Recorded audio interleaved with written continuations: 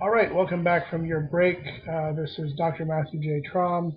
This is the third video of the fourth lecture of the engineering design course.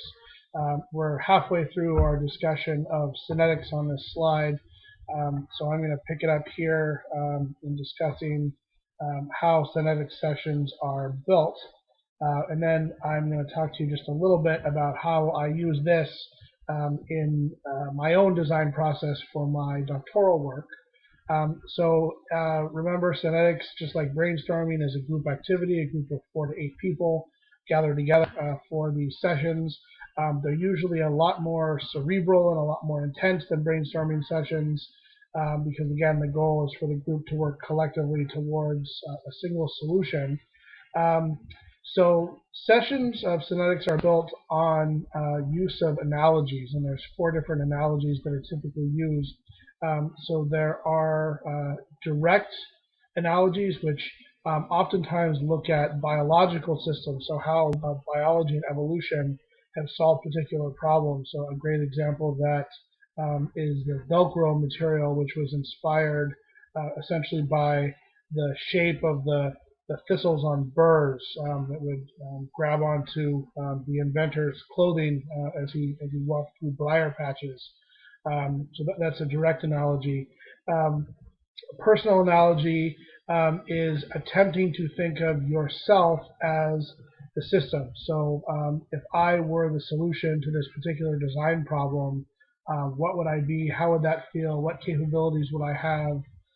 So it's putting yourself in the role of usually an inanimate object that is the solution to your design problem. The third type of analogy is a symbolic analogy. So this is the use of what's best described essentially as poetic metaphors or similes. If you remember those from your English courses, a good example of this is a lot of the tools that we use.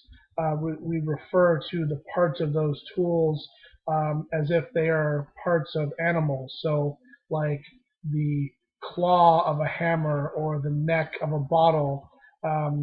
Claws are part of alligators or bears or something like that, and people have necks, but bottles really don't. But it's identifying those metaphors and using the words associated with the metaphors to try to converge to a synetic solution.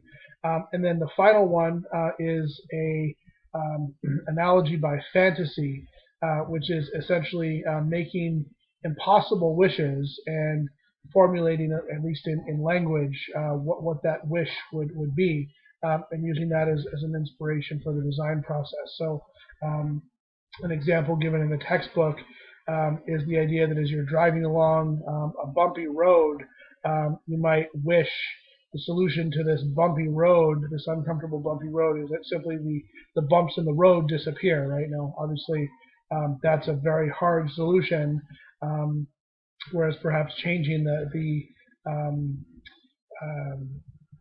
shock absorbers on your car would be a better way to make the bumpy ride go away.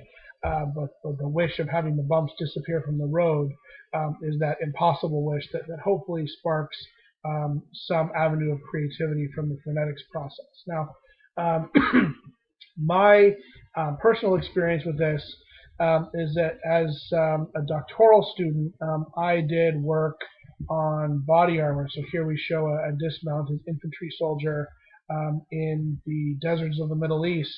And the problem that I was working on was how to provide these individuals with simultaneous ballistic and thermal protection. So how to give them essentially body armor that would keep them cool so they were protected from bullets and protected from heat stroke and heat exhaustion simultaneously.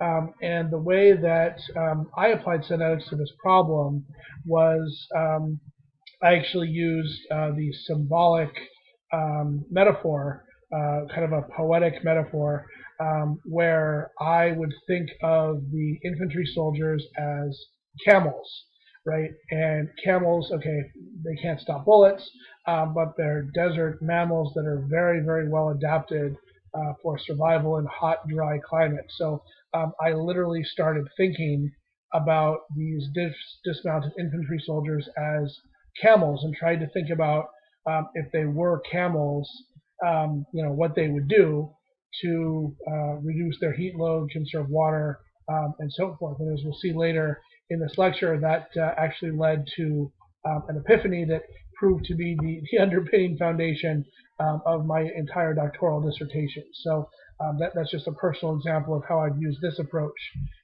in my own design processes. Okay, so moving on. There we go. Okay, so an additional approach in addition to brainstorming and synetics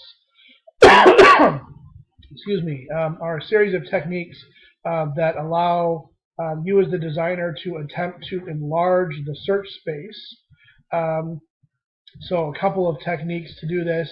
The first is called transformation. So you take your particular problem and you apply to it verbs that transform the problem and allow you to think, perhaps think a little bit differently about how to approach or how to solve the problem. So transformation verbs like hardening, softening, rotating, shrinking, eliminating, and so forth. The textbook actually gives a whole list of verbs that you can apply to problems to adjust your thinking. The second way of enlarging the search space is through a random input. So this is literally what it sounds like. You open a dictionary to a random page and you select a random word off that random page, and then you try to think of ways that that word that you've randomly selected somehow relates to a solution to your design problem. So it's a way of just getting some totally unpredetermined verbiage into your solution approach. The next is called the why approach, and it looks like we've just hit 7 minutes, so I'm going to pause here and we'll pick this up again in a few moments after your break, looking again at the why approach. See you in a moment.